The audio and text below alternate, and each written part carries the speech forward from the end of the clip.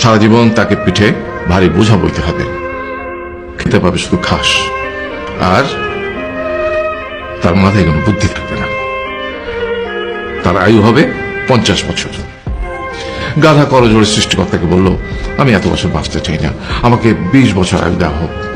সৃষ্টিকর্তা সেটাই মঞ্জুর করলেন। কুকুরকে যখন সৃষ্টি করা হলো তখন তাকে বলা হলো যে সে হবে মানুষের সবচেয়ে বড় বন্ধু, কিন্তু সে খাবে মানুষের উচ্ছিষ্ট, এবং তার আয়ু হবে 30 বছর। কুকুর সৃষ্টিকর্তাকে বললো, আমি এত বছর বাঁচতে চাই না, আমাকে 15 বছর আয়ু দেওয়া হোক। সেটাই মঞ্জুর করা হলো।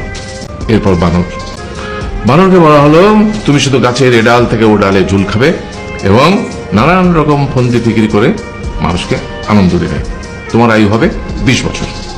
বানর বলল, আমি 20 বছর বাঁচতে চাই না, আমাকে 10 বছর দেওয়া হোক। সেটাই মঞ্জুর করা হলো। এবার এলো পুরুষ মানুষের পালা। তাকে বলা হলো যে তুমি হলে প্রাণীগুলোর মধ্যে সবচেয়ে বিচক্ষণ এবং বুদ্ধিমান, সেই জন্য তোমাকে প্রাণীদের শিরোমণি করা হলো এবং তোমার আয়ু হবে 20 বছর।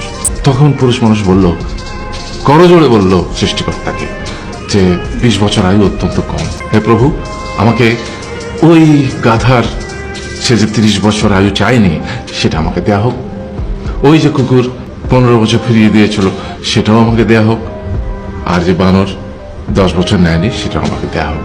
20 বছর অত্যন্ত কম, আমি দীর্ঘদিন বাঁচতে চাই। সৃষ্টিকর্তা সেটাও মঞ্জুর করলেন। তারপর কি হলো? সেই থেকে ছেলেরা পুরুষ মানুষ হিসেবে বাঁচে 20 বছর, তারপরের 30 বছর সংসারের বোঝা পিঠে করে বয়ে বেড়ায়, সেটা কার মতো? গাধার মতো। তারপরের 15 বছর